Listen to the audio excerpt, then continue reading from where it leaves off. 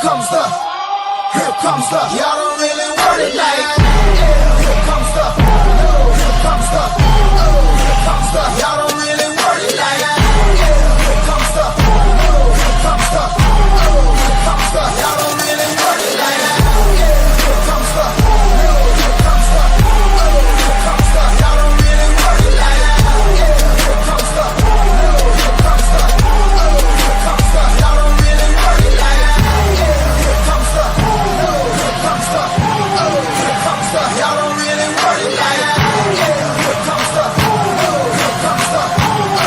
comes the y'all don't really want it like here comes the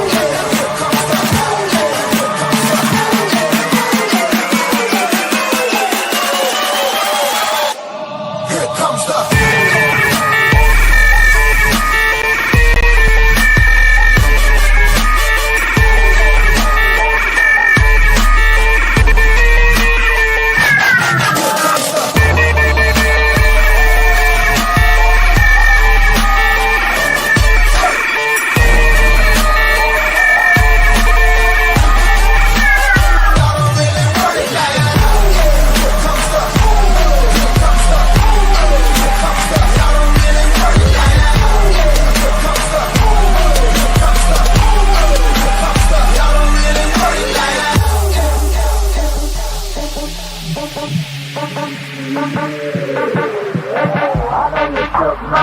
you ain't built for a spirit as a nigga can be. It's gonna sound like when I'm coming, like when I'm coming, like when I'm coming for ya. It's gonna sound like when I'm coming, like when I'm coming, like when I come for ya. It's gonna sound like here comes the here comes the here comes the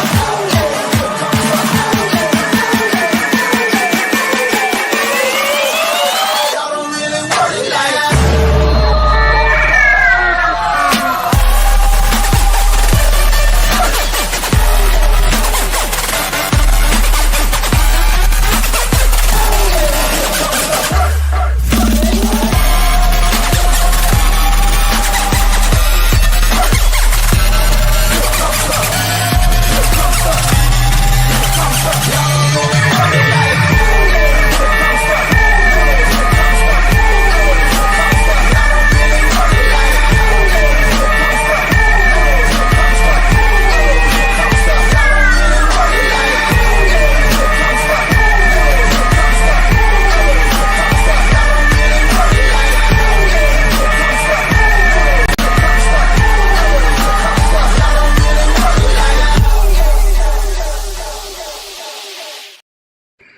We are back. Welcome.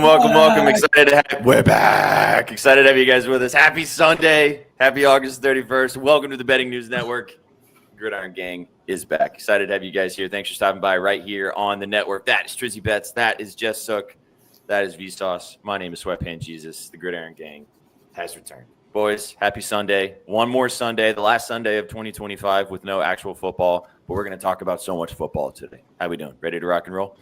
Dude, so ready. Last week with no football, we kick it off on Thursday. My body could not be more ready. How about you boys? Hell yeah. Feeling the same, man. I mean, I'm bouncing back a little bit. A little too much booze last night, but I'm excited for football, you know? Chat, drop a dub in the chat if you're feeling a little hung this morning. That's all we need to know. Just let us know if you're watching this in bed, whatever you're doing. Go ahead, Triz. I hope everybody wakes up feeling hung every day. You know, every day. All right now. Every day. Excited to have you with us right here on the network. If you're watching us on YouTube, if you're watching us on Twitch, if you're watching us on bettingnews.com, thanks for stopping by and hanging out. This will be, chat, go ahead and set your alarms. This will be your preview right before NFL Sunday, every Sunday, all season long. We'll be live with you guys for the 2 hours leading up to NFL kickoff for the entire season. So if this is your first time watching Gridiron Gang, sit back, relax. You're about to have some fun. They're season 3. Yeah, boys. if you've never seen Gridiron Gang, we tend to get a little bit unhinged here because everyone's always hurting from the night before. Yeah. And also, we'll give you guys the moves as always throughout the rest of the season. We'll obviously talk about the favorite plays we have. We'll talk about some fantasy news. We'll talk about a little bit of everything leading up to the start of the slate. Obviously, no games today. So what we're going to be doing is kind of looking at all the different divisions. We've done a bunch of YouTube previews, but all of us are going to look at some stuff now. We've got big news to talk about across the divisions as well. Look at some of the odds. We've got a little game to play. We're going to give you guys all of our favorite futures. We've been dropping them on various shows, but I want to hear what some of these guys have. We'll give you guys some future bets if you guys want to lock some stuff in. And then at the end of the show, we will be going and putting finally our draft order together for our fantasy football league, lads. Somebody's got to take out Betsky, dude. He's getting too big for his britches, man. Every time I talk to that guy, he's like, I beat you guys last year, coming for it again this year. Betsky's the Titan. He's a kaiju. No one's taking him down. No, this is the year. This is the year. I'm doing the research. I am back involved in fantasy, boys. I am going to set my lineups. Okay. Okay. He is absolutely the worst fantasy player I've ever seen in my life. I know, and I'm tired of carrying that title around. So this is the year I bucked that trend. Let's go. Also glad to have you back, dude. I know I just said it off air, but chat, welcome V back. He has not been back with us since he's a married man. So congratulations. I saw you in person. It was great to hug your neck, but glad to have you back on the program. Glad to have you back in color so everybody can see you and rocking and rolling. Sagar's here. Sagar's even laughing at what you just said too, so he knows the vibes. Good stuff. Chat, thanks for being here. Hey, let's go. Let's go, Eli. Also, what's up, Eli, on YouTube? Thanks for stopping by and hanging out. Yeah, guys, we got some new vibes today. As you can see on the side of the screen, we'll be rolling through everything right here. We've got a couple new graphics as well that we'll be rocking and rolling with you guys too. But I wanted to start off the show today and kind of before we jump into each division. We'll start off with your division, V, with your Packers. We'll talk about the Micah Parsons news, and then we'll talk about how that kind of has shaken down with what's going on with the division odds. But I thought it'd be fun to kind of lead us off here. Let's have a look at from first to worst. So what I'm going to do is I'm going to read you guys the 10 worst teams in the NFL last year. So these teams were picked top 10 in the draft, obviously finished with the 10 worst records. And I want you guys to pick one team that I'm about to read off that you feel like can actually maybe compete to win their division this year. All right, so I'll read them off, let you guys think about it for a second. Chat, let us know what you guys think too. From first to worst, the Titans obviously were the worst team in the NFL last year, followed by the Browns, then the Giants, the Patriots, the Raiders, the Jaguars, the Saints, the Panthers, the Bears, and the Jets. So I'll read it one more time. So we got the Titans, the Browns, the Giants, the Patriots, the Raiders, that's your bottom five, Jags, Saints, Panthers, Bears, Jets. So which one of those teams, before we jump in and talk about all their individual divisions necessarily, which one of those teams do you think has a chance to maybe flip the script, do a Commanders 180, do a Texans 180 from a couple years ago and compete to win the division? Triz, I'll let you go first. Jaguars. Jacksonville Jaguars. I think that AFC South is wide open. I really do believe that. Liam Cohen's a great coach. I think he's going to do great things with Trevor Lawrence, Brian Thomas Jr. Even their back situation. Their back situation's kind of been a mess over the years. But if anybody is going to get that backfield right, because there's talent over there, obviously. Bigsby's got talent. ETN has talent. I think if any coach in the NFL is really going to find that talent and bring it out of them, it's probably Liam Cohen. You see what he did with Rashad White. You see what he did with, Bucky's got talent on his own. His game kind of speaks for itself, but still, Cohen put him in some great positions to succeed. So I'm excited for that offense. I do think the defense is going to be a little Swiss cheese, but I think they're probably going to score in bunches. So I'm not sure the defense is going to matter too much. But I think that they're probably, in my opinion, I think they're going to make a playoff run. Okay. I was pretty low on the Jags when we did our divisional preview, but we did talk about that if Trevor Lawrence plays like the franchise/generational talent that he was drafted to be, this team could be really fucking good. So I can get behind it. It's also interesting, 2 AFC South teams in this bottom 10. That goes to show you where this division's at right now. But as you said, Texans and Colts, we'll talk about it when we get there. Not really moving the needle either. So wide open division. V, Suk and I did these previews, so we've kind of talked about them a bunch. What's your takeaway of all those 10 teams? There's a couple of teams in there that you just named that I think are going to have better seasons, like the Raiders. I think the Pats, right? Teams like that. But their division leaders are so good, even this year. It feels tough for me to think that they're going to go from worst to last. But maybe it's my first day that I'm back. Maybe I just want to, suck up to the boss a little bit, but I'll take the other side. I'll take the Titans. Like Trizzy just said, this division is wide open, right? And out of all of those teams that you've named, there are significantly better teams in most divisions. With the Browns, you've got the Ravens. Even the Steelers got better. With every other division, it feels like other teams have gotten better. The Bears, yes, the Bears might compete this year, but they're still the Lions.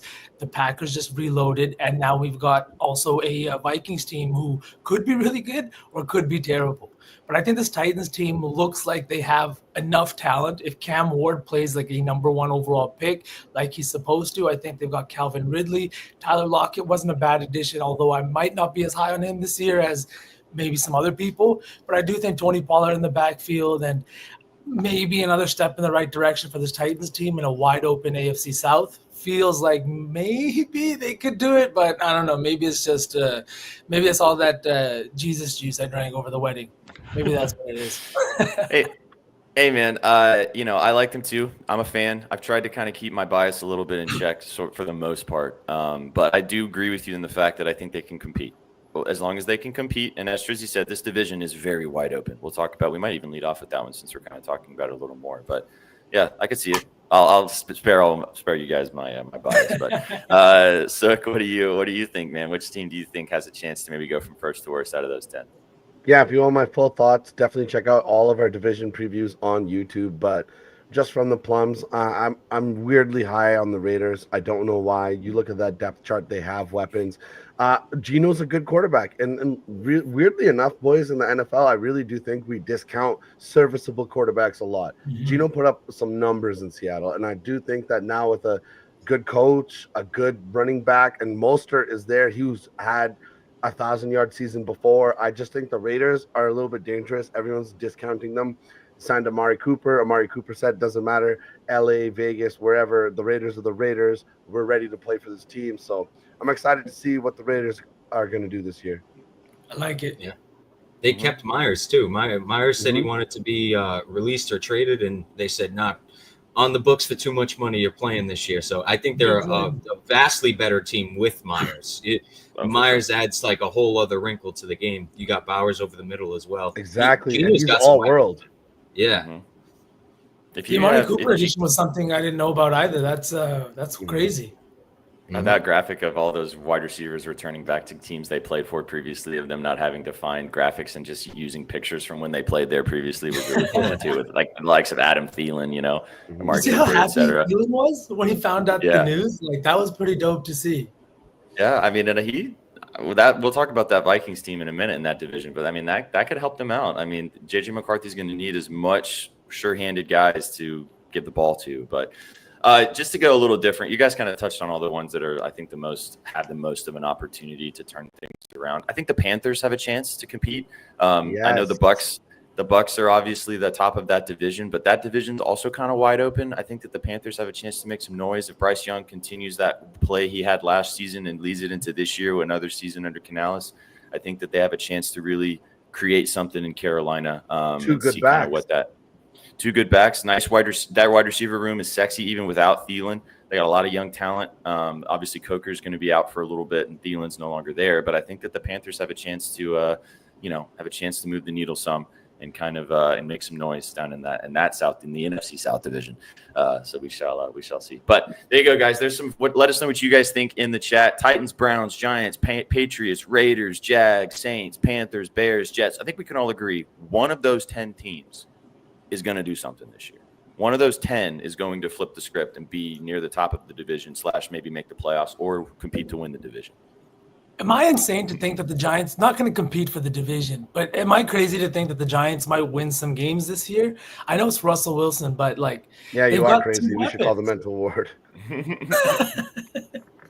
No, I like it. Well, you know what? Let's just jump straight into our divisional previews. We're going to go into each division. You can kind of give your thoughts. We can start with the NFC East since you just kind of brought that up. We'll jump into that right now. I'll bring up the odds for you guys for the NFC East division as we're sitting right here, right now. The Eagles still the favorites to win, -145 as our friends at Bet Online. Commanders +200 right behind them. The Cowboys +700. And the Giants +1,800. This has obviously been updated since the Micah Parsons trade. So I don't hate your take on the Giants, V. I think that they can be competitive if Russell Wilson can get the ball to They went from Neighbors and plus company. 2,500 to plus 1,800 since we've done the preview. So they jumped up a little bit. Well, they looked good in the preseason. I mean, Dart looked awesome. There's an opportunity, even if Wilson sucks and they're not great to start the first month of the season or 6 weeks, they can turn to Dart and kind of see what they got there. That defense though could be really feisty. They got really good defensive line with Thibodeau, with Dexter Lawrence, with Brian Burns, with Bill Carter coming in too. Mm-hmm. Yeah. So what do you guys think about this division as a whole? V, you were kind of talking about the Giants. What do you think about this division? I guess the Giants have one of the toughest schedules, not only to start the year, but having to play this division like 6 times. The Eagles, Commanders, and Cowboys, all very high-powered offenses, and not to mention the Eagles and Commanders' defenses also. I think this is going to be a tough climb for the Giants. I do think they maybe win some games. I think their win total is set at 5.5 or 6.5. But, man, it's going to be a tough road for them. I do think, though, that there's a little bit of value in the Commanders at plus 200, but I don't know. They might be bound for some regression. The Deebo Samuel trade I wasn't super high on. I don't know how much he's going to make a difference this year. And year 2 for new QBs is always the toughest year, whether it's your second year in the league or your second year starting. We do see QBs struggle in that second season, especially after they've kind of lit it up that first year. You have some tape on him. You've got a full 17 games plus the playoffs to watch and break down this entire offense. I think it's going to be hard. It feels like the Eagles division to win, but minus 145 feels nasty. I'm really low on the Eagles this year, man. I really am low. Really? I think this is another division that's pretty open, in my opinion. I mean, I don't know about the Giants, but I think the Commanders, I think the Cowboys too. The Cowboys are going to get scored on a lot, but I also think they're going to put up a shit ton of points too. I think they can be kind of sneaky in this division. I'm very low on the Eagles this year. That offensive line got decimated. Even the defensive line, the defensive line, not as much because they were so stacked at the position, but still. The Milton Williams plays for the Patriots now. So that was a big part of that defensive front. So I'm low on them this year. I think they're not going to be the Eagles we've seen in years previous. I think that it could be a down year for them, just like last year. It was kind of a down year for the Chiefs until they made a run at the end. I think possibly a similar situation. Their win total is ridiculous. It is way too high. I think the last time I checked it was 12.5. I think that's insane. I think this team's being very overvalued coming off the Super Bowl too. They might have that Super Bowl hangover.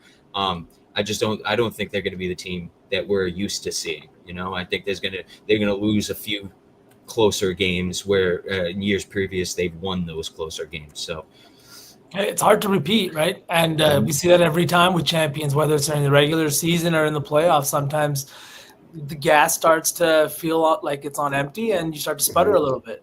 What do you think, Isaac? It's just like what we talked about from worst to first. I agree with Trizzy. Championship hangover is real. And also in football, we do see a lot of teams flip the script from year to year, from good to bad. So I could definitely see it, but I don't know if I would I wouldn't touch that win total. I agree with Triz. I would not touch the over on the Eagles win total. No, well, as Prindy was saying in the chat earlier, if you're going to take a stab at somebody to win this division, minus 145 on the Eagles, don't take that bet. That's terrible value for a team that could end up falling off a cliff. And also, like you were saying too, you get the hangover aspect of it, but to kind of turn it from the other side of the entire league, what happens when you win a championship? You got that target on your back the whole season long. Everybody wants to knock off the champion. Everybody wants to come in, and it's why it's so hard to repeat in sports. You become the measuring stick. Yeah, exactly. You become every single time the Eagles is on the schedule, we go, oh, we got to take them down because they won the chip last year. So you got that aspect of it too. I mean, they're still probably going to win some games. They didn't lose everybody, but I agree with you, Triz. That offensive line, even though they still have Lane Johnson and company, they did lose some big pieces. Saquon's not going to have another 2,000-yard rushing season again this season. I don't think, right? We don't. That statistically, it's not going to happen again. But coming off a chip, he tweaks a hammy or something. They're sitting him down, right? Well, when was the last time we remember in recent history that Saquon's played a full season besides last year? Was it 4 years ago? Because the reason why the Giants ended up kind of moving on from him, regardless of how you feel about that, was because he's got injury-prone problems. He's had injuries throughout his entire career. So, we'll see. You're right, SPJ. He's only played 16 games 3 times, including last year, 2 years ago, and his rookie season. Wow. The other seasons were either partial seasons or even I think he missed almost an entire season. One of those for the Giants, I think, almost positive. So, it kind of starts to linger. You got the Madden curse too, if you believe in that tinfoil hat bullshit in that regard. But it's been a thing for a long time. So, before we move past this division, do you guys got any bets in this division that we want to talk about here? Do we want to talk? I like what you said, Triz, about the Cowboys. I really like Dak this year. I know it's kind of a very polarizing topic. Betsky's all over Dak's touchdown prop for going into the season. I think you can get some good value there. I'm looking to draft him in some fantasy leagues as well. I think that he could turn into a top 5 quarterback in the NFL once again if he returns and plays healthy. Got a motivated CD as well. George Pickens looking like he's going to fit in nicely. And as you mentioned, losing Parsons, you're going to have to score a fuck ton of points to beat teams. So I think they're going to continue to do that. Anybody? No. Okay. No. All right. No bets. That was a great point. Yeah. All right. I took Dak in my fantasy league last Sunday. I took him. I think I got him in like the 7th round or something like that. Thought it was great play. I think he's going to be good for at least 25, 30 points a game in fantasy this year, just because they're going to be playing from behind all the time. I completely agree, Triz. I was actually just doing a draft. It was a super flex league, and I was surprised because guys like CJ Stroud and Drake May were going before Dak Prescott. This is a fantasy league. We're not talking about winning games. You want to put up numbers. He was the number 2 fantasy quarterback 2 years ago, right? He was having an MVP type of season. He's still really good. He just added a weapon to his tool belt. Like the Cowboys, like you said, Drizzy, in the chat, as soon as the trade happened, Cowboys overs until the season finishes. Mm-hmm. You also got Jake Ferguson too. Yeah. I was just going to say, that's my first anytime TD bet of the year. Ferguson on Thursday night. Yeah, Let's go. Ferguson Thursday night. I also like the Cowboys 7.5 Thursday night. I think that's a great bet. It's gonna be a good game. We are Regardless of how so you feel, back. we are so back, man. We're so Chad, back. Trizzy just gave you a touchdown score for Thursday, so go lock it in. I got bricked up when he said the game's on Thursday. I was like, oh, yeah, it is, baby. 4 days away, baby. 4 days away. All right. Cowboys could be frisky, even though they've lost Parsons. Giants could be frisky, too. I think Neighbors obviously is going to have a lot to say as well this season, as long as he can stay healthy, too. Real quick before we move past this, if you had a half unit, someone gave you a half unit, who would you put it on? A little sprinkle for this division. To win this division? Yeah. Free bet. Cowboys. Yeah, free bet. I'm taking the Cowboys plus 700. Don't would suck. Yeah, I'm doing the same thing. Yep. I mean, Commanders did secure Scary Terry, but they got lucky. They won so many one-score games last year, and if you flip 2 or 3 of those the other direction, that team is a wild card team, or maybe not even making the playoffs. So, And they haven't had a back-to-back double-digit winning season since 91-92, boys. So yeah. I don't know. Mm-hmm. Yeah, that was the year I was born, so that's been a long time. All right, let's keep it going. Let's move on. Let's talk about another division. Where do you guys want to go next? Which one do you want to bring up next? Anybody got any burning thoughts they want to talk about for one of these? We got a bunch more to get to. No. Surprise us. Let's just keep it All rolling. right, let's go AFC East. Let's talk about this AFC East. The Bills been at the top of this division for quite a long time, minus 300 here. The Patriots looking frisky. Vrabel and company. Drake May bringing some vibes, plus 550. The Dolphins plus 650, as you can see too on the screen. We'll see if he can stay healthy for a whole season. And the Jets at the bottom with Justin Fields and company plus 1,400. Triz, I'll let you lead this one off since you have your team in this division. I know you're obviously without the glasses of being a Patriots fan, etc. What's your kind of takeaway for this division? What do you think about the Patriots this year? And do you think there's any value anywhere else? So I like the Pats this year, but I mean the Bills just run this division. I think without a Josh Allen catastrophic type of injury, I think the Bills just kind of run with this division like it's rather easily. I would believe. I think the Dolphins are probably going to be a 9-8 team, an 8-8 team, something like that. Yeah. And I probably say the same about my Pats. I'm very high on my Pats this year, but at the same time, I don't see them coming out and winning 12 games or 10 games.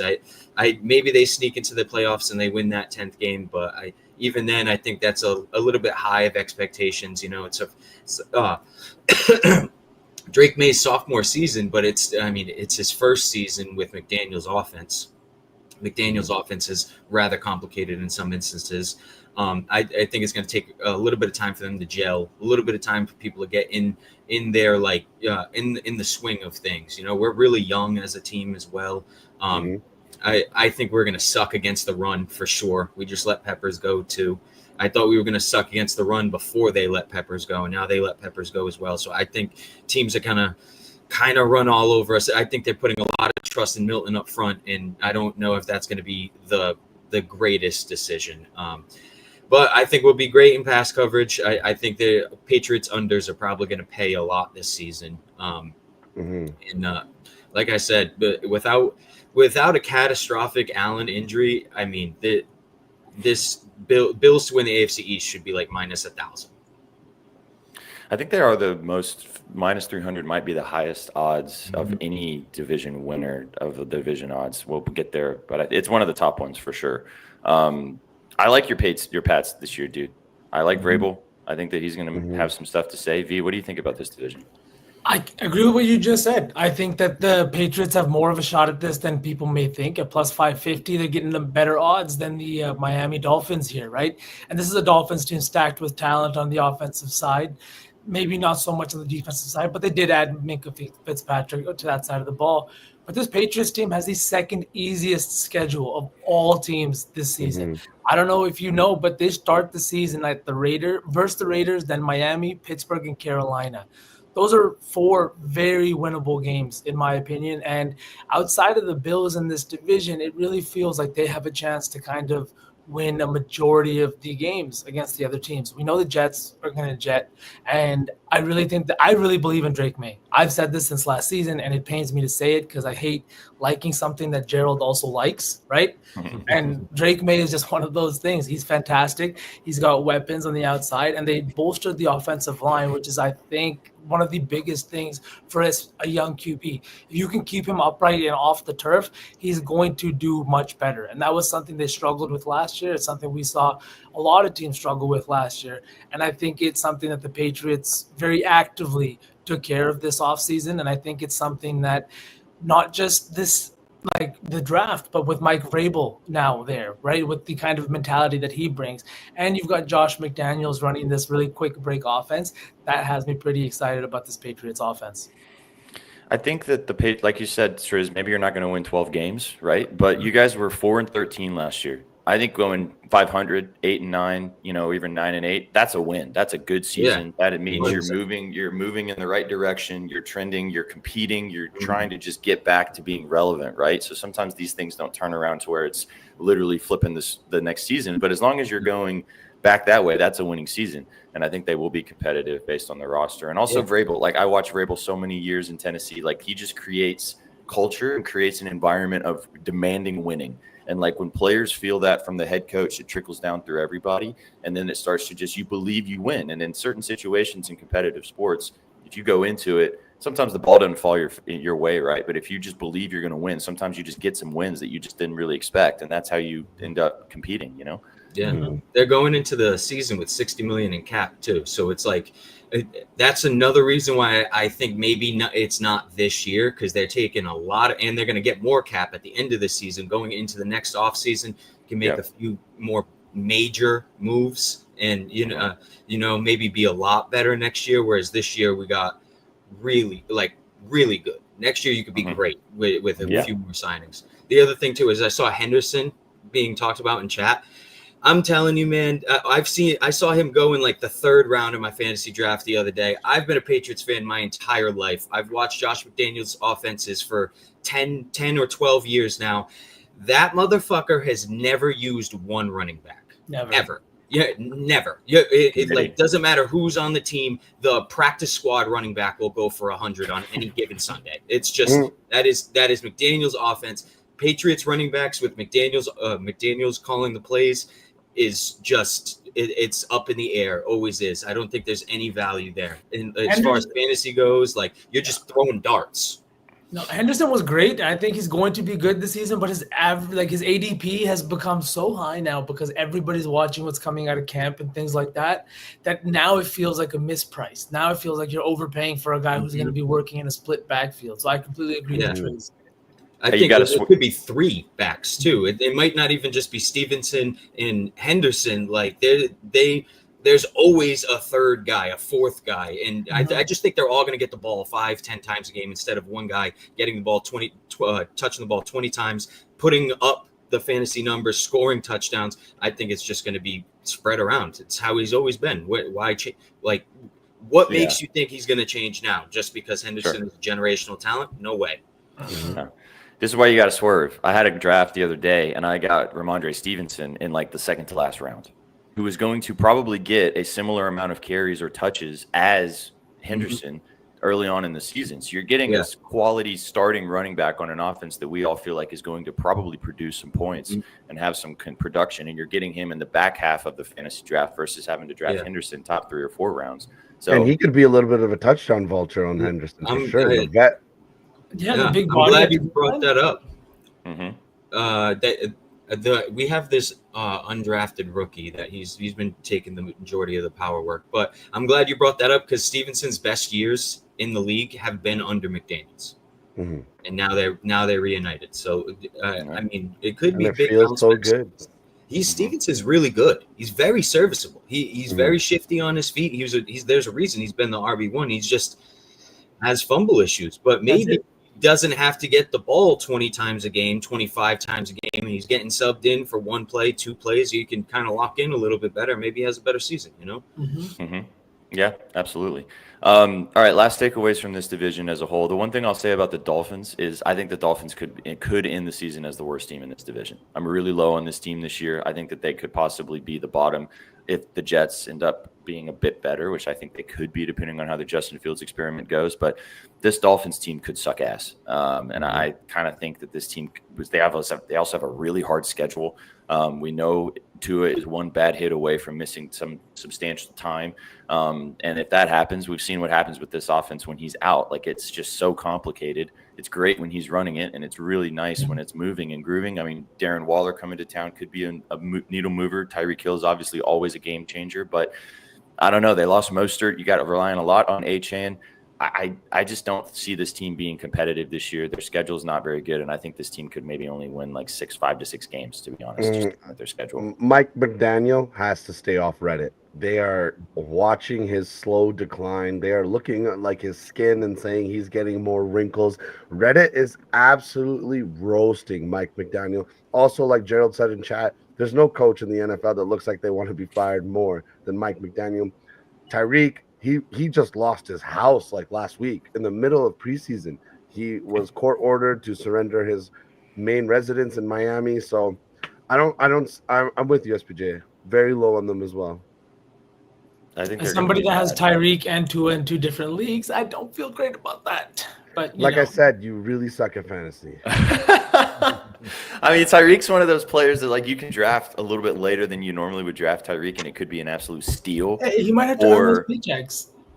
Hey man, he also might get traded because this team, their first part of their schedule, the first half of the season is brutal, and like if they are bad, he could totally be a candidate to go to a team that's competing by the deadline in November, and like then you might get some value at the last back half of the season with him versus what you're seeing early on. So, and like Quinn Ewers is nice, but he's a rookie. Come on now. Anything else in this division, or shall we keep it moving?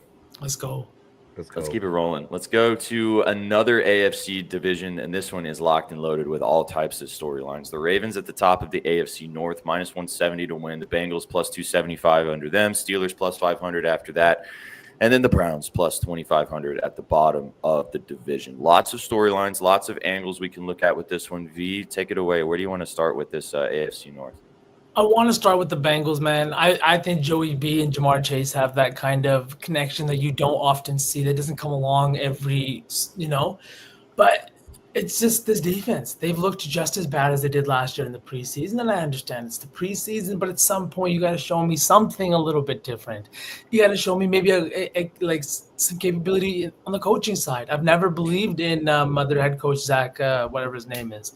I think he's the big reason that this defense is incapable of finishing games and incapable of getting stops. I think that their offense is fantastic, and Zach Taylor, tailored their offense to be fantastic. Chase Brown looks fantastic coming out of the backfield. We saw how he finished last season. I think he's going to be an elite running back in fantasy terms too this year. But it's so hard for me to say a team's going to win the division when their defense is so lackluster. You have to play the Ravens twice a year, and we know what that offense brings. Can you stop them? Can you win those games? Because we know the Ravens defense is stacked and that they'll get some stops, that they'll stop you in your tracks. But can the Bengals do that? It feels like they can't. And because of that, I just can't take them at plus 275. The value doesn't seem like it's there. I don't know. I'm not high on the Steelers or the Browns either, so this is a division I'm kind of just staying off of. But I really, really, really want the Bengals to compete this year and just not give up 30 points a game. Like, can we just do that? Can we set the bar there? I don't know, man. So, Triz, what do you think about this division? I mean, the Ravens at the top, minus 170, no value there. But you got any other thoughts on anybody else in this division? No, man, I agree with everything V said. I think it's probably just another year the Ravens roll. I think the Ravens look really good this year in general. They kind of seem like they're clicking on firing on all cylinders. Lamar really showed he could throw the ball last year. He got a few more weapons, another year of actually like opening up his game under his belt. So I think they're going to just roll in this division. There actually might be some value in minus 170 because I don't see either of these teams really putting up much of a fight to take the division from them. So. Yeah, I actually have a future in this division that I'll talk. So, do you got any other thoughts on this division? We broke this one down pretty heavily on the YouTube video, but you got any other thoughts right now? We did. Obviously, I think the Ravens finish atop, but I think the Steelers have a chance of finishing second. We talked about their defense; they might be aging, but they're still very good. We love our boy Patty Fryermuth. Anytime that receiving yards is under 30, we are taking it. So, Aaron Rodgers last year was borderline top 10 QB, and as much as we like to laugh at him, he's probably going to make some noise again this year. There's an opportunity for the Steelers to do some weird stuff in this division this year. But I do think – I feel like this is the season the Ravens really have to push. Like their window on this current roster's iteration is starting to close. Like Derrick Henry's he's 31 now, 32, regardless of the fact that he's, just doesn't seem like he ages at all at the running back position. Eventually it's going to catch up to him. Lamar is getting to the point where he's in the centered prime of his career, but that's going to start to, turn into something different. A lot of these offensive linemen are getting older. Like, you got to start getting over the hump at some point for this Ravens squad. It's either like it's got a deep playoff run / Super Bowl, or kind of like the season's kind of like what it has been the last few years. Like Gerald said, the James Harden Rockets. That's what this team is. Yeah, pretty much. Rowdy, it has been set. If you want to go check out it on Sleeper Year of Drafting number 4, Big Dog. Also, congrats, dude. It's been great seeing your face on the timeline, man. And you've been smacking some college football bets. So congrats. Love to see you getting the flowers you deserve. Love having you as a part of the sports betting community and also being a part of the betting news squad. So we appreciate you. Good to see you catching some dubs on the Rowdy's timeline. been killing the college football game. Already, dude. Already. Love to see it. I have a future in this division. I'll kind of run through it real quick. I talked about this on a couple of different occasions, but I really like Lamar this season. Over 750.5 rushing yards. This is one of my favorite futures the entire season. I don't really understand why this line's 750.5. He's hit this in all the 5 seasons as a starter in the NFL. Some of those seasons he didn't even play full games or full seasons. He's had like 14 starts in certain seasons and still hit over 750.5. And as Trizzy said, this offense is just going to keep rolling. I don't see them. I was a little we were all kind of concerned last year, like, is Derrick Henry going to take carries from Lamar? Is Lamar going to take carries from Henry? Are they going to not be able to work together? Who's going to score more touchdowns? It didn't matter. They both went crazy running the football. So I love this line. I think he can maybe flirt with another 900 rushing yard season again. And I think that the Ravens should do exactly what they did last year. I really like this future. This is one of my favorite props going into the season. If you want to lock in some future investments, get involved with some Lamar Jackson love. And I think that Lamar honestly also might come out pissed off on the fact that he had a great statistical season last year, boys, and didn't win an MVP because Josh Allen kind of was, I don't know, it depends on who you talk to, but he won the award because of voter fatigue from the Lamar situation. But we'll see if that plays into Lamar's brain as well. All right. Any other thoughts on this, on the AFC North before we keep it moving? No, let's keep it going. Let's go. All right. Let's keep it rolling. Boys, it feels so good to talk fucking football, man. I'll bring up V's division. We'll talk about this. We'll stick in the North. The NFC North, the Packers now are plus 160. There's been some movement on the top of this division since we broke this division down with obviously the move of Micah Parsons coming to town. Lions plus 185 right behind them. Vikings plus 325 with J.J. McCarthy steering the ship now. And then the Bears at plus 650 with Caleb Williams and company and Ben Johnson looking to, in his first season as their head coach, make some noise. V, spare your thoughts for a second. I'll let Triz go first on this one. Trizzy, what is your kind of takeaway of the NFC North? Obviously, the Micah Parsons news changes the math some for that Packers team, but you got any? There's lots of value across this division. You can probably put a unit anywhere and feel decent about it. What are you thinking? Yeah, so before the Micah Parsons trade, I took the Packers to win this division at like plus 300. My boy. Yeah, DraftKings was doing like some boost for divisional futures, and I just tossed a couple in there. I tossed like the Jags in there, the Packers in there, a couple of surprising teams, and we'll see how that goes. I just like the value there. Experienced quarterback Jordan Love, like Jordan Love's kind of proven that he can ball. That LaFleur's proven he's a very serviceable coach in the NFL. He's won a lot of games, and I felt like last year they were like so close to winning 3 or 4 games. And if they win those 3 or 4 games, I feel like the outlook of that team looks a lot different. This is a Packers team that like they hung with the best of the best last year and they only got better. And within this division, I don't think the Lions are going to be nearly as good as they have been in years prior. I think they're evil genius now is the coach for a different team. And that is also within the division as well. I think there could be some value there at plus 650 with the Bears. I think Ben Johnson's a very good coach. He has a lot of tools over there to make something happen. I just talked about him as like an evil genius.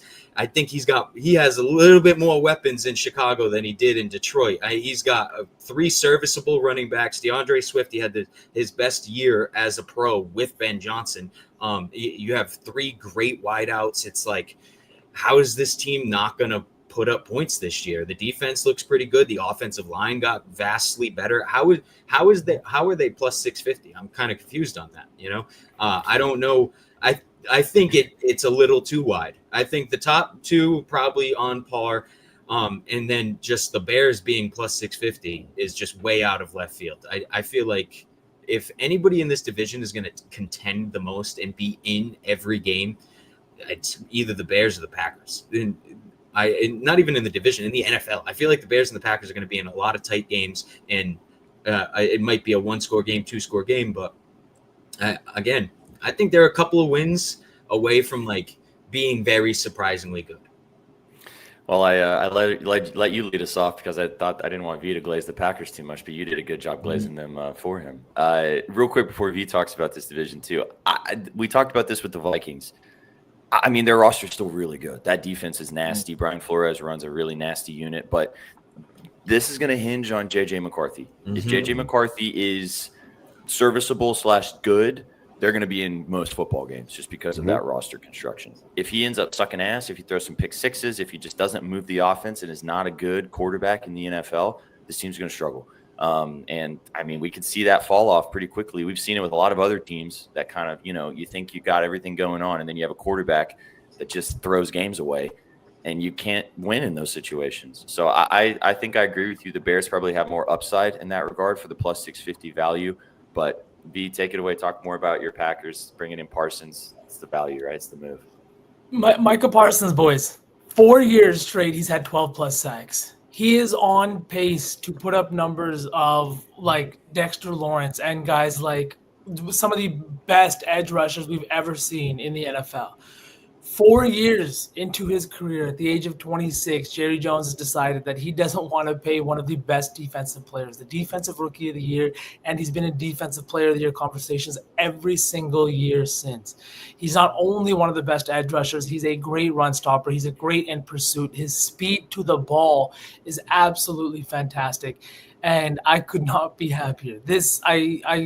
Your guys' presence at my wedding was the best, but this had to be the best wedding gift I got this year. It was blew my mind. As Trizzy said, the odds went from plus 250 to win the division to plus 165.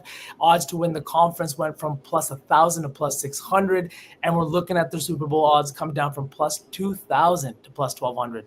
I think that this is a team that's going to compete. 11-6 last season, and they went 1-5 against the division. Yes, that's not fantastic, but we know what the Vikings defense looked like last year, how that offense looked, and the Lions. They went 0-4 against those two teams, but they competed every single time, and they were mucking other teams from both the conference and from the AFC. We didn't even have a healthy quarterback for 16 games last season. LaFleur is a fantastic coach. We had to run the ball way more because of the health of Jordan Love. He was immobile and had to force a lot more throws because of his immobility. This is a season where everybody's coming in healthy. We finally added, hopefully, a wide receiver one in Matthew Golden. And the wide receiver room, despite a few injuries here in training camp, is looking really good now. If Golden does pan out into the wide receiver one, we think he is. I think this defense got significantly better. Not only do we add Micah Parsons, but I for sure thought when all the rumors and everything was going on, we were going to lose Rashad Gary. We didn't lose one of the best young edge rushers in the game. The only guy that has more quarterback pressures are guys like Trey Hendrickson, guys like Micah Parsons. And now with Micah coming and demanding a double team at every single turn, it's going to open up guys like Gary. We've got Keyshawn Nixon in the secondary. Everybody now looking that much better. I am so hyped on this team. Luckily, I'm with Triz, and I did sprinkle everything, mainly because I am a fan. But I've got them to win the Super Bowl, the division, the conference, and this trade news just sent me to the moon, boys. I couldn't be happier or more excited for next Sunday.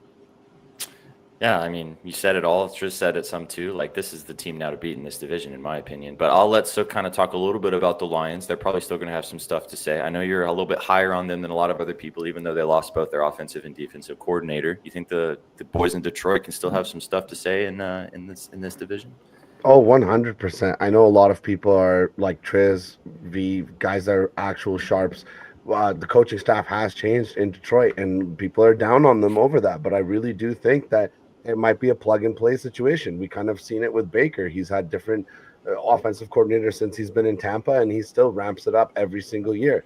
So, but more than the Lions being good this year at plus 185, that's not fun. That's not sexy. I want to bet Aiden Hutchinson. I already have a half unit on this for DPOY. Micah comes into his division now, and Aiden has been pretty candid on saying that he wants to become one of the best defensive players in the NFL. Despite his horrific injury, he says that he's still exactly where he wants to be physically in his career. Not just if he had the injury, but he was saying that he feels like he's built himself up into a better player every single year in the NFL. And I really do think that the DPOY is in his reach, especially with Micah coming into the division. He's going to still want to – that will push him forward, in my opinion. Yeah.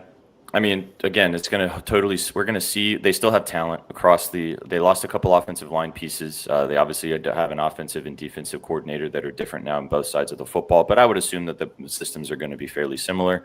Well, they're going to run a new backfield this year, so they're going to try to have both Gibbs and Montgomery on the field at the same time.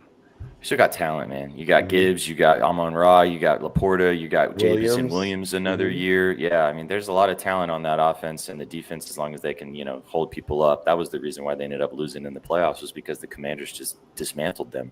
But yeah, it's going to be a fun division. Lots of angles you can take. I think there's value across the board, honestly. Like Chris was saying, the plus 650 on the Bears feels comfortable. The Vikings, maybe not so much, but if you're a Vikes fan and you think McCarthy can get some stuff done, the plus 300 feels nice. You're getting plus money across the board. Maybe you missed the boat a touch on the Packers value, but I think you can still throw some stuff on there and feel good about still a plus 160 money. bet. That's still fun. Exactly. Sure. Throw it on the grill, Sure.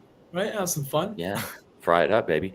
Let's keep it moving. We got some more divisions to get to. Drop a dub in the chat if you're enjoying the football chatter. Next Sunday at this time exactly, boys, we'll be talking about football bets. We'll be talking about touchdown bets. We'll be cooking our first touchdown parlay of the week. This is your first stop every single Sunday going into the season, chat. So we will catch you guys next week to talk legit football. But all right, let's keep it moving. Let's go to the he's already got a play for you for Sunday or for Thursday, Chef. He's already got one. Third Fergie. Fergie, baby. Ferguson. Ferguson. All right, let's go to the AFC South. We talked about this division a little bit. We may not spend as much time talking about this one. The Texans are plus 100 right now to win this division. The Jaguars plus 285. The Colts plus 350. And then the Titans at the bottom of the division plus 700. Wide open. Triz, I'll let you kick it off. I know you said you're a little higher on the Jags here. Not a great division necessarily on paper, but what are you kind of thinking about the AFC South? So I mean, I mentioned the Jags. I think I'm very high on the Jags this year too. But I think the Colts need to be talked about as well. Really? If Daniel Jones plays decent football, I think they could be a little sneaky. I really do. He has a lot of weapons over there. Jonathan Taylor's over there. Tyler Warren. I feel like that's a guy that's really kind of flown under the radar during camp, but first round draft pick, right? He's gonna get used. From what I did see of him in camp, it seems like he's really got some hands, and I don't think he's necessarily going to be much of a blocking tight end. I think Daniel Jones loves his tight ends as well. I think they have some great receivers over there. Michael Pittman Jr., another guy that nobody's talking about in fantasy, but has very consistent seasons almost every year that he has a serviceable quarterback. I think the whole Daniel Jones move as well it brings Taylor's value up too, because now Richardson's not stealing any rushing work from him. Daniel Jones isn't going to run the ball too often, but I think I'm kind of interested to see how Jones's time in Minnesota helped him in certain aspects. He did win this job, so I almost want to see if he's going to be an entirely different player with the new team out of the New York spotlight. I'm excited about this Colts team. I really am. I think they might be very sneaky. Let's go. Not because I like what you just said, but we got a 5-unit sub bang, so let's get nicey with it.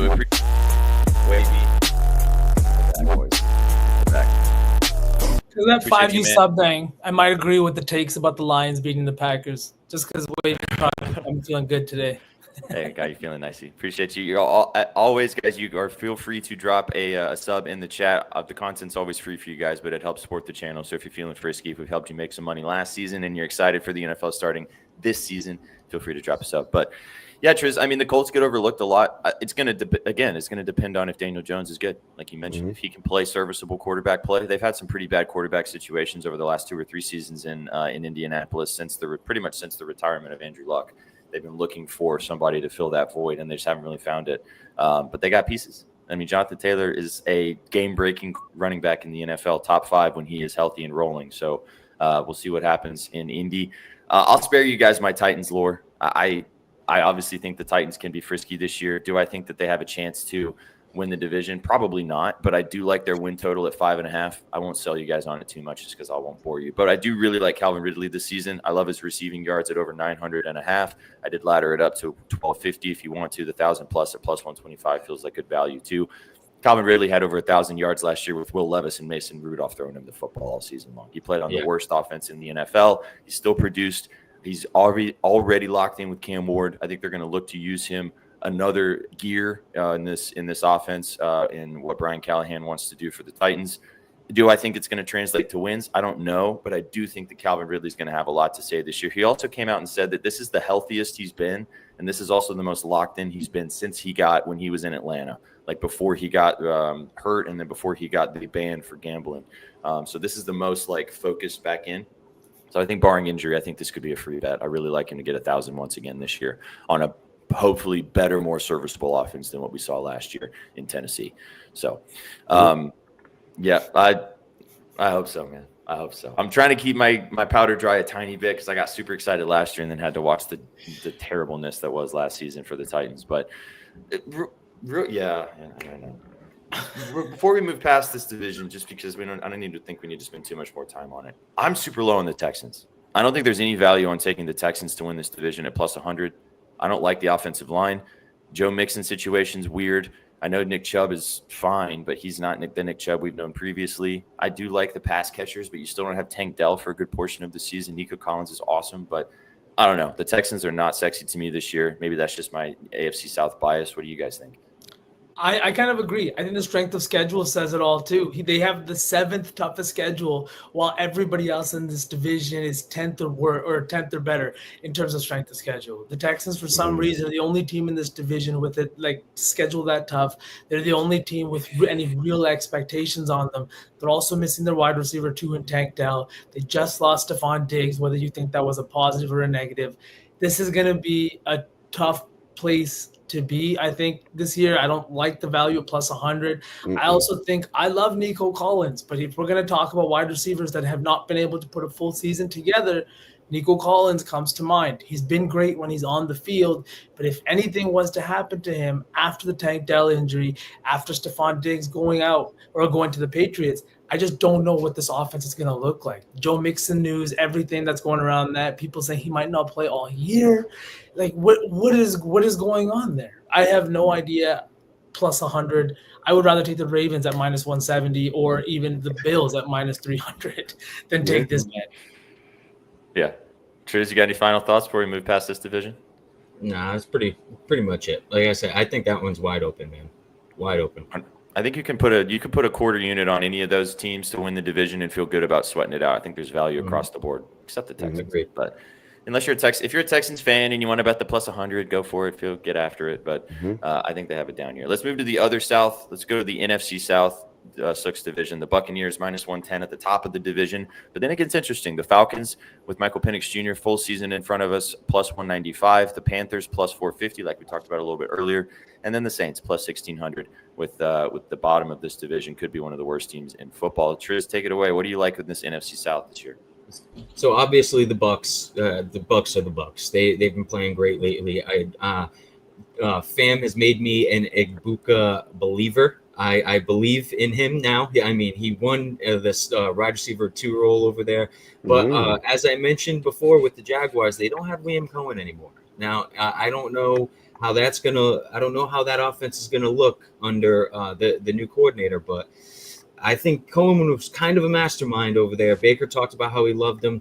So I think there's a lot of value on the plus 195 and the Falcons. I really do. I think the Falcons, once Penix took over last year, they were winning some games. They looked really serious. And now you give them a whole extra off season, gel together, learn the playbook even more, Penix to lock in a little bit more. I think there's some value on the 2-to-1 line there. I think they could be sneaky. I think it's going to be neck and neck all year. Bucks and Falcons are just going to be kind of 1-2, 1-2, flip-flopping back and forth until the end of the season, where typically the NFC South is won. I feel like the NFC South every single year is won within week 15, 16, or 17. It always comes down to one of the last games, and I think that's probably what's going to happen here. And with 2-to-1 odds on the Falcons, I think that could be a good bet there. All I heard Jizzy say was draft Kyle Pitts. Draft Kyle Pitts. Draft Kyle Pitts. This is the year. I'll go down with that shit, man. I drafted him, Trizzy. We in this together. It's got to be. It has to be this year, man. It just has to be. Don't say it. If it's not this year, it's never going to happen. That's it. I've already jumped ship. Kadar's out. I know Pads is still in, though. ATL love. Right, Pads? I actually really like the Falcons this year, too. We talked about it in the divisional preview video. Bijan, Drake London is a sneaky, could be a top 5 wide receiver in the NFL this year with how many targets he got from Penix in the last 4 games of the season last year. The Falcons also lost – I can't remember the numbers off the top of my head. We talked about it in the divisional preview video. But, they lost, 4 or 5 one-score games that they could have won. And this is always how it goes with football, guys. You flip a couple of those L's to dubs, and then it looks completely different. Like you were saying, Triz, the back half of the season for this division is going to hinge on a couple of those games going one way or the other. And I think maybe the Falcons are on the right side of them this year with another season of Penix feeling more comfortable. So I like the Falcons too. Love the Panthers. I talked about them a little earlier. I think they're sneaky. Sook's been on them since last season. I think the Saints are going to be terrible, though. That's the one thing I will say is I really think the Saints are going to be bad. I think they could be the worst team in football this year. I know that Rattler could be interesting with running and stuff. Kamara's still there, but I think this team's going to suck. I love Kamara this year because they're going to suck. I really do. I think Kamara is going to be a PPR machine this year. Just like last year. I drafted him in the 6th or 7th round last week. I thought that was insane. He had a crazy season last year. And then he gets hurt in like week 13, 14, and people just forget about him putting up 20 points a game, 20 plus points a game every game before that. So I don't think he's really aging out too much. And like we're talking about, this team's going to suck. They're going to throw the ball a lot. And Kamara's that dump off guy. He really is. He always has been. You get him the ball in space and he makes things happen. So I think he's going to be a PPR machine. I think he might have a better receiving season than he does a rushing season. Genuinely, I think he might have more receiving yards at the end of the year than he does rushing yards. I think you also make a great point too, because we talked about this with Betsky. I think that like you can still draft him, and even if the Saints are terrible for the first 6 weeks of the season, I could see him getting traded to a contender before the deadline in November. If they're awful, a running back needy team, or somebody goes down with injury, then they're trying to compete to go win a Super Bowl. Kamara, can come to town, immediately make a difference on a good offense, and then you're in the fantasy playoffs almost, and you've got a guy on a great team that is a top 7 NFL running back talent, dual threat, like you mentioned. I think he's a good draft pick for sure, and you're getting him later than a lot of people would think, like you said. So I think that's a great point, and he could get traded, and that even adds in the value that you're getting on it from a fantasy perspective. So, Sook, you want to comment? Go ahead, V. I was just going to say, before we finish on this division, just looking at something after we talked about Kyle Pitts, I plugged these in right now. Over 38.5 receiving yards, 1 touchdown, plus 295. If you look at his numbers last season against the Bucks in these divisional games, he had huge games, 88 and 90 plus yards. He had 2 touchdowns in their last game against this Bucks team. Now, that's also a game that he played with Michael Penix. This is also a team that is coming in with a completely different QB, a full training camp, and 38.5 receiving yards for a guy who has torched this team, who is looking to finally kind of come out of the gates hot. Trizzy, you just got me all bricked up. I know you didn't say a lot of Kyle Pitts, but all I heard was Kyle Pitts, so I'm in. There you go, chat. You can lock in a unit for next Sunday right now if you're feeling Slick shaking his head moments before disaster. That's what that was. Sure. I think it's actually a decent play. I am worried about the Bucks in week 1. Everybody's a little bit banged up, and just a little nugget. I might bet the Falcons over on their team total sacks if Tristan Wirfs does not play. He is an all-world guy, and really, if he's not out there to protect Baker, maybe even a Baker fumble is live, boys. Chat, can we just take a second and remember Sook's sack plays from last year and how much fun they were to bet? Not just that, but how often they did win. Unfortunately, they're not everywhere, but you got to find a book that has the sack plays this year because you're going to want to eat off them all year. All season long, baby. We're back. We're so back. We're going to run through the last 2 divisions pretty quickly. I thought the show was going to be an hour, but we started talking football, and that just was never going to be the case, was it, boys? Let's keep it rolling. Anything else on the NFC South? I know we talked. If you want more in-depth analysis on all these divisions, you can go to our YouTube channel.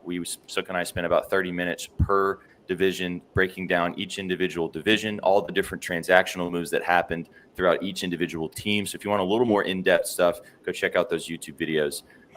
It is. And get involved over on our YouTube channel. Also, like and subscribe to the channel. It really helps us grow. We also just hit 500 followers on TikTok, boys. I don't know if you guys saw that or not. Let's go. TikTok to the moon. All right, let's move to the West. Let's go to the other side of the country. Let's talk about the NFC West. As you can see on the top of the screen here, 49ers, there's been some movement on this one. 49ers are now the favorite to win this division, plus 145 as we're sitting right now. The Rams plus 200, Cardinals plus 400, and then the Seahawks plus 500. Another division where put a quarter unit on anyone and you're getting some value. Triz, lead us off, brother. What are you kind of seeing with this NFC West division? I love the Rams this year, man. I love the Rams. I love the Rams. And all I've heard is Matthew Stafford's back injury, all camp. It's worrisome for some and blah, blah, blah. Dude, the guy's getting up there in age, has been in the league forever. If anybody can really skip all of training camp and just get plugged in week 1, it's going to be a guy like Stafford. He's been a part of that offense for years now. Like this was probably him taking the whole preseason off was probably just more so like precautionary due to age. I don't think the back injury is really a big thing. And I think this team's going to be pretty damn good. I think Devontae Adams was a major addition. You see what Stafford does with these receivers, like Cooper Kupp sometimes he was going for like 13 catches, 120. And last year Puka had a couple of crazy games, like 10 catches, 11 catches, 12 catches. Now you add Devontae as well. I mean, both of these receivers could go for 100 a game each. I think that this offense is. You have Kyron in the backfield as well. You got a couple other serviceable running backs. I mean, I was kind of worried about their tight end situation, and because I think you need a good tight end over the middle.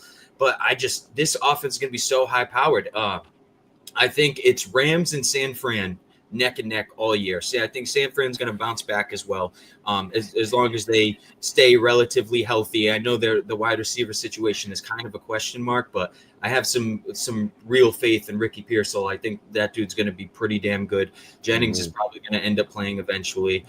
They get Ayuk back at some point during the season. And again, if CMC stays healthy, that man is the best player in the league. If he is healthy, he's the best player in the league, and I don't think you can really argue that. He's unstoppable. He's like literally, he is the biggest game changer in the NFL. If he's healthy, they can throw the ball around a little bit with Kittle. They can throw the ball to Pearsall. That offense is going to start moving again. The defense has always been good. They have Salah back there now, so I think it's going to be even better. I think they're going to bounce back. It's going to be San Fran and Los Angeles back and forth all season. If you want to take the gambling odds into consideration, the 2-1 on the Rams is nice. The Rams is another one of those teams I put into the division winner parlay I was talking about. It's Jags, Rams, and Packers, and I think I took a square one, Bills. I think so. Packers. Hey, just to tell you, Triz, I'm already on it, big dog. They're my side piece this year. I love this team. Getting me bricked up, you talking about him like that. I think everything you said, copy and paste. Like I think Devontae Adams is going to move the needle. Huge season from Puka Nacua incoming if he stays healthy for the whole season as well. I'm loving the Rams this year. 9.5 wins I got earlier, and I did sprinkle on them to win this division too. I love everything you had to say. I do like what you had to say about the Niners too, man. I think the Niners are getting overlooked a little bit. I got some people that are on the really other side of it saying they could be terrible, but it is the Niners still. Dude, I didn't mention either. They just traded for Brian Robinson too. The 1-2 punch of CMC and Brian Robinson, that's pretty scary, especially with Shanahan's running offense. Like, I mean, he's always had one of the best running offenses in the NFL. Now you give him two very good running back. I'm excited to see what that team's going to do. They could rush for 250 each game, really. Yeah, facts. What do you think about this division, V? I'm big on the Rams. I haven't picked a division winner or bet any of the win totals, but I did bet one play. Devontae Adams over 7.5 touchdowns this season. I think that this number is insanely low. Boys, last year, we saw what he looked like with the Raiders. We saw what that team looked like. It was just horrendous all around, right? It was bad. He was out there literally to get injured. He had 1 touchdown with the Raiders. And then after getting traded to the Jets, he had 7 touchdowns in 11 games. Maybe it's not the best, but he hit this total last year, and now he's finally playing with the QB of his caliber. Since leaving the Packers, he has really kind of struggled to find his stride, whether it was Jimmy G or whatever. But in his first year with the Raiders, he had 14 touchdowns. Second year with the Raiders, he had 8 touchdowns. And then they put whoever the hell it was under center last year, and it was just bad.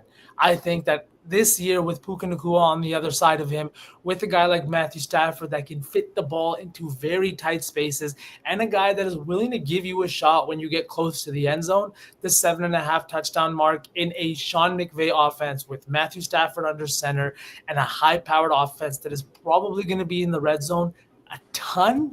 I'm taking the over 7.5 touchdowns for Devontae Adams. I love this guy. I've always thought he was the best route runner in the NFL. I think that's still applicable today. Give me this guy to get 8 to 10 touchdowns this year. It's so nice hearing everybody talk so fondly of my side piece. I love it. I'm very excited. Here comes Sook to shut it all down. You ruined the parade. Anything other thoughts on this division, Sook? I know you like them little pesky Hawks up there, right? There it is. There it is, boys. No big sell job. Borderline top 10 in a lot of statistical categories on the defensive side of the football. And they were top 10 in sacks. I think this team is going to be very good. They kind of avoided the defensive side of the football in the draft. That kind of tells me that they have a lot of faith on that side. So give me the Seahawks for the value, plus 550. It's moved a little bit to plus 500 now. I just think this is going to be a good team. Weirdly enough, I'm not discounting anything that Sam Darnold did last year. I don't think that no matter what you're saying, what the system is or who you're throwing to, you still have to go out there and perform. And that's exactly what he did last year. Now he's going up north. And I just think the Seattle Seahawks have an opportunity to kind of surprise a lot of people. They got 2 backs. They're going to run them by committee. They got some guys he can throw to. So give me the Hawks plus 550, half a unit. Okay. Yeah.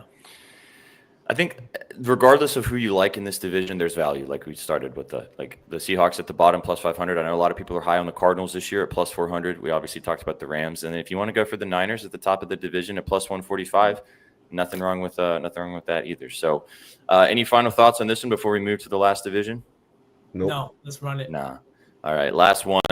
Sticking in the West. Let's talk about the AFC West. Chiefs at the top, minus 120. Winners of this division 10 years in a row, boys. Crazy. Broncos plus 275 right under them. The Chargers plus 275 after that, and then the Raiders plus 1,400 for the value. I said this in the divisional preview, and I'll tee up V for this before we kind of jump into this division. I think that this season is the season that the Chiefs have to look over their shoulder the most as in comparison to the last 4 or 5 years. The Broncos look frisky. The Chargers obviously are always going to have something to say depending on how you feel about Justin Herbert. And the Raiders could make some noise too. This might be the season that the Chiefs are questioned at the top of this division. They're still the top until otherwise and proven otherwise. I think that they should stay there for obvious reasons. But I think this is the year where they might need to be looking over their shoulder. What do you think?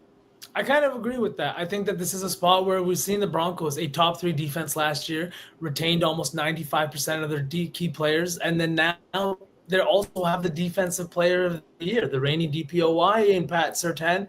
I think this is going to be a defense that is still elite once again. Bo Nix kind of came out of nowhere last year. I wouldn't say nowhere, but we saw Sean Payton saying all the things that he was. We saw the way he was being drafted in fantasy leagues. Like, nobody thought that the Broncos were going to compete the way they did. And then Bo Nix got under center and just started airing that bitch out. It was fantastic to see. I think guys like Cortland Sutton are going to benefit the most from this. And I think the Broncos are a team, just because of their defense and their elite offense, that could really make some noise this season to win the division. I don't know, but I like their head coach. I like their starting QB, and I really, really, really like their defense. And to me, that's a winning formula, right? The Chargers have a similar situation with them. They have a good coach. They have a great defense and an offense that works, right? Whether it's running the ball, not passing as much as they're used to now under Harbaugh. But I think the Broncos are the team to watch in this division if you're looking for value outside of the Chiefs. Raiders at plus 1,400. I mean, I believe in Geno Smith and Pete Carroll. I do. I think that team's going to be fun this year. But to win this division with the 3 others in this division, it just feels like a tough mountain to climb. Yeah, to win it is crazy. Mm-hmm. Trez, what do you think about the AFC West? I love the Chiefs, unfortunately, like I always do. Last year they cost me so much money, but I mean, it's Travis Kelce. It's probably going to be Travis Kelce's last year in the NFL. I feel like we can all agree on that. No, maybe another year, but it seems like he's fighting with himself each year now. So probably his last year in the NFL. I think he kind of bounces back as well.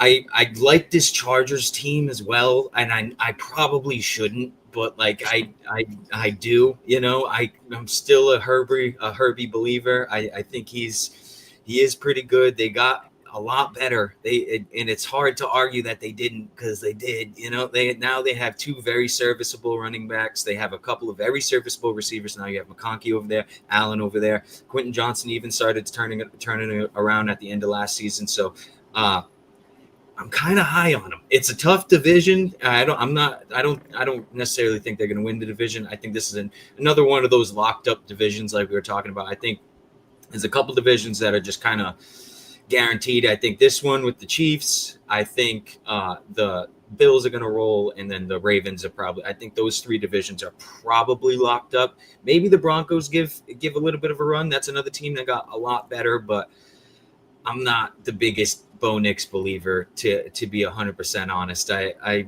mean, I think he's a great quarterback and all, but I don't think he would outplay Patty as far as winning a division goes. So yeah, like I said, big on the Chargers as like individual team, maybe not to win the division, but I'll probably be on them a bunch this year in some games. And same with the Broncos, but I think Chiefs are just going to run away with the division.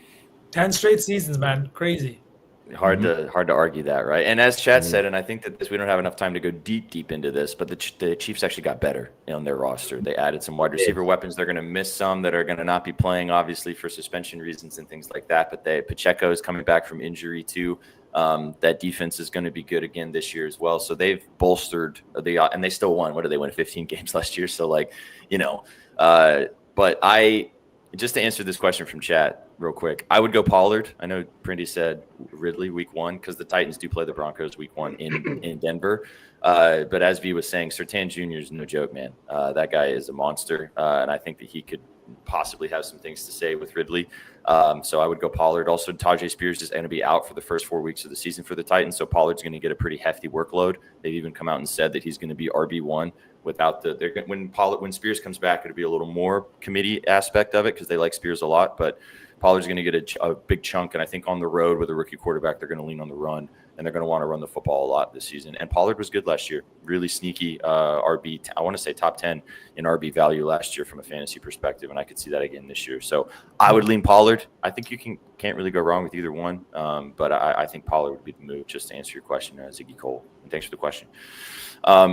But the Broncos, one thing about the Broncos before we tap this division, I love Cortland Sutton this year, man. I love Cortland Sutton so much. I think he's going to have an awesome season again this year. And I really like Evan Ingram being added to this offense as well. Evan Ingram at the tight end position was great for the Jags last year in stretches. I think Bo Nix is going to love throwing him the football as well once again. A lot of yak ability too. I've been looking at drafting both of those guys in fantasy. I think they're going to have big seasons. And I bet Cortland Sutton a lot last year. And now he got the bag. He seems very comfortable with Nix. I think the Sutton's going to have another big season for the Broncos once again. So, all right. Any other thoughts on the West before we tap this off? Boys, Bang. We're talking football. We're so back. Yeah, we are so back. We're so back, baby. All right, we went a little over today, but next week when we start for week 1, this show will be live at 10:30 Eastern, 9:30 Central. So set your alarms. We will go live at 10:30 Eastern, 9:30 Central every single Sunday. The show will probably end up turning into an hour and a half to a 2-hour show by the time, but we'll have plenty of time. We're going to talk fantasy news. We're going to give you all the moves. We're going to talk all the games leading up to kickoff at noon, at 1 Eastern, noon Central. We'll cook a touchdown parlay. The touchdown parlays hit like crack last year, boys. We're going to be straight back. We're going to be straight back in as well. Do you guys have any other futures you want to mention before we do the duck race and then we get out of here? I'd love to place the future that the Gridiron Gang is getting their first touchdown parlay next Sunday. That's the future I would like to place. Plus 1,000, smacking. There we go. It will be plus 1,000 too. I'll send it to you, Suck. Just give me just a second. We're gonna get the duck race. This is for our fantasy football league, which we have 2 chat leagues because chat is goated. One chat league drafts tonight. The other chat league already drafted, so you guys are goated. But now this is for us. This is for the 4 of us: Betsky, Betalytics, our new dog Adam, Kate, Danny, Shaggy. You guys can give Colby shit if you want to. Colby decided to not play fantasy football with us this year because Colby doesn't like fantasy football. So we did not kick Colby out because it did. Right at Twitch the end. Twitch just died. Yeah. Oh no. Lovely. Twitch has been bugging for the last couple of weeks. So Tuki's still got it. Are you still here? Yeah, come join us on YouTube or on we're almost done with the show anyway. They only have audio right now, by the looks of it. Maybe not even audio. Chat is alive, but they have no stream. Okay, well, we're on YouTube or we're on X, chat, if you can hear us, if you want to watch the last little bit of the show. We're just doing a duck race, so if you want to watch a duck race, you can get involved with it. Or we can do the duck race tomorrow. Do you guys just want to tap the show and we can do the duck race tomorrow on Betspresso? We can do it tomorrow. You just run the duck race? Fantasy football, league, Gridiron Gang? Yeah, I need to mock, man. I need this draft. All right, okay. Hang on. Let me get it pulled together. Hang on. Give me a second. Let me send it to. I love you, Triz. I love that chat just immediately went to the other areas. That's why you guys are goated. All right, here we go. There it is. There's for you. Tuck. Go Duckies, everyone. I love that hat, by the way. Sorry. The Nordiques hat, so dope. Oh yeah, isn't that sick? Mm-hmm. Isn't that sick? Well, thanks for tuning in. We're going to do a duck race for our fantasy football. We will do a live draft on Wednesday in the evening. That's when we're doing our draft, right before Thursday Night Football kicks off. So if you want to watch us draft live right here on Twitch, well, not right on Twitch, but we'll be on Twitch on Wednesday, on YouTube, wherever you're watching this content. We'll be able to we'll be giving you our fantasy moves. Give us a follow right here on any platform you're watching us. We go live every single day. This will be your stop right before NFL Sunday, every single Sunday. We got a lot of stuff moving forward. We got a new NFL show that will be dropping during the week as well, Mondays, Thursdays, and Fridays. Our dog Adam Kaufman and Danny Burke will be jumping into the moves throughout the middle of the week to give you guys the vibes every single 3 times a week. I'm talking NFL. So get involved with all the content. Hey, Tuki's here. He's on YouTube. I'd love to see it. All right, boys, let's get after it. Run it. Let me get my little notepad here so I can write it down. Don't forget. Oh, Suck. look, rigged. Totally rigged. All right, number 1, first overall pick, Suck. All right. Okay. That's a tough pick this year, by the way. I know. Very tough pick. No, I'm glad I don't have to deal with it in any leagues. Click muted. First overall is always the worst one to have, for sure. Oh, chef. Oh, Chef. Yeah. Oh, we also have Chef here. Number 2 Hey-o. overall, big dog. Yeah. What are we doing? What is this? This is Our, for fantasy football draft draft order. order. Oh, sorry, I'm late. I'm gonna be in and out this entire season, but I'm gonna join It's when I okay. can. Hell Chef yeah. will be here with us for the whole season right here on the show. W. Sheffrey. You got second overall, chef. Fantastic. Sauce man. Oh, Sauce man. Sorry, Adam. Sauce 3. All right. Quack, quack. Yeah, congrats. You won a hat, Chef. You'll get it in 7 months. A hat. No. You won our love. Holy. Holy. I'm gonna have to speak with this duck, man. Shaggy. Shaggles. Shaggy 2. Trizzy coming so close every single time. I know. I'm gonna have to give him some of those Brazilian vitamins I talk about. Yeah, come on. Those Brazilian vitamins need to find their way to your little ducky. Come on now. We know you know the good providers. Oh, Kate? Kate. Kate? Merry Christmas. Oh, no. Betalytics. Analytics. Wow. Betalytics. Oh, this is Go. electric. I know. I have 6 and 7 in my other 2 leagues, so I'm sure I asked this yesterday, Triz. If you got 6 again, would you draft the exact same strategy as you would in the other league, or would you diversify it? I'd probably diversify it. I'd probably one league go wide receiver, and then the other go running back. Word. Adam. New dog Adam. Excited to get him on the channel. It's going to be fun to watch you guys interact with Adam. He's a goat. All right. All right. Rock and roll. That's our top 6. Sook, Chef, V, All Shags, Betalytics, Adam. I feel like this is... He's hitting the boosters. Oh, Betsky. Betsky. Twitch is back too. Goated Padge. If you guys are watching us anywhere else, thanks for being here. But if you want to come back on Twitch, we'll be live for a few more minutes. Oh, this feels like Oh, Kate. Yeah. Oh, there she Kate. is. There she is. All right. And Kate. there's my duck. Yes. Second place again. Like Is always coming in second. I know, man. Always the He Always the bridesmaid, bridesmaid, never never the bride. There Yep. you go. There you go, V. can't finish the job. Oh my god. Let's talk to Jenny more. Figure it Dude, out. I think he changed. I got a different duck now. Oh, Oh, no, That's you why. win. That's why. Different duck. why is Chris's duck brown now? Rudolph. Also, so now I have 6, 7, 8. Like, No, you're at 9. You're at 9. oh, that's 9. All Yeah, right. yeah, you're at 9. Oh, come on, give me Two-man like duck race. I want to 12. see it. Chris. Let's go. Wow. Horsey Chrissy. I called Chris Horse Chris on the show, and Shags got so offended. He's like, his name's Chris Adams. He's our horse rider. And I was like, it's Horse Chris, man. Like, come on. It's Horse Chris. It's Horse Chris. All right. Who is it between? Oh, me and Danny. The two Dans finishing the What are you top. wearing on your head? Is that a scuba gear? Yeah. Yes. That's your problem. I know. Down. I'm going back to back. Okay. All right. This Danny's might 11. actually be rigged. This might actually be rigged. The creator of the league gets the 12th pick. I say nothing. I say You nothing. rigged it against yourself. Yeah, right. I was trying to make sure that there were no problems in the entire situation. So, all right. Well, there's our list. We'll have our live draft on Wednesday. Yeah. There goes Vera. I don't think we can put that one on the screen, but that was a good one. No, we can't. That was a good one. Leave that one in chat. All right. We have our live draft on Wednesday. Sook, number 1. Chef, number 2. Vsauce, number 3. Shaggy, number 4. Betalytics, the 5th pick. Our dog Adam Kaufman, 6, 7. Betsky, Kate at 8. Trizzy at number 9. Chris, Horsey Chris at number 10.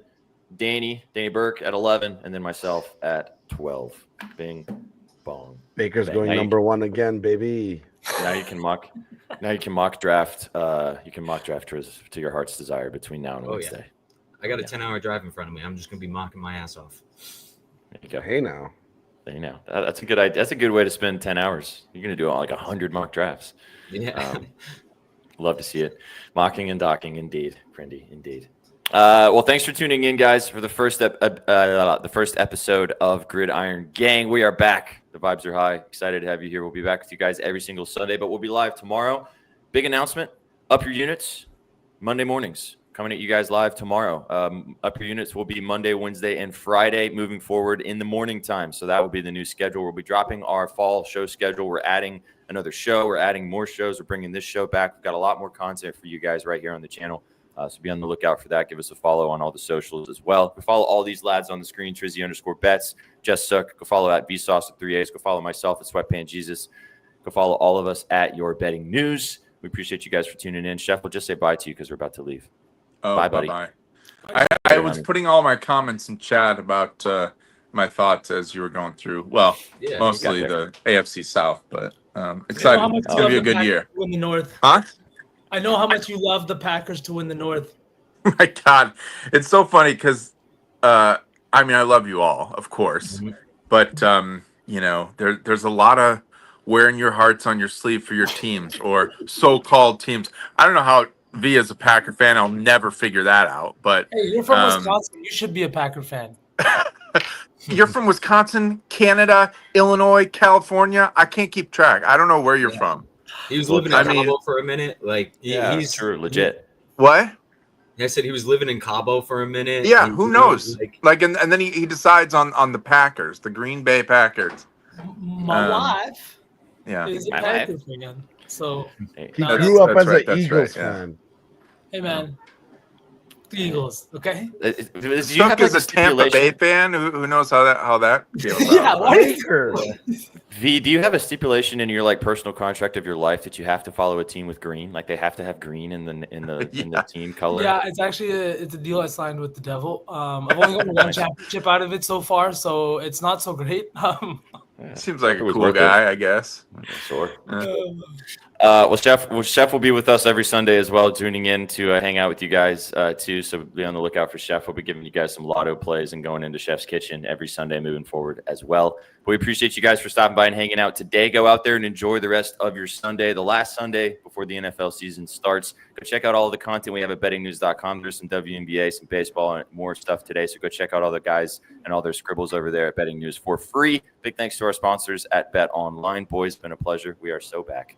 We are so back. Congratulations. We did it. We made it.